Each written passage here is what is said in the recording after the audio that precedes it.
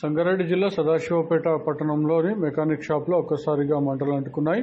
Bike repairing షాప్లో ఈరోజు మధ్యాహ్నం ఒక్కసారిగా మంటలు అంటుకొని పెద్ద ఎత్తున మంటలు వ్యాపించాయి. దీంతో వెంటనే స్పందించిన స్థానికులు అగ్నిమాపక శాఖ అధికారులకు సమాచారం ఇవ్వడంతో వారు వచ్చి మంటలను అదుపు చేశారు.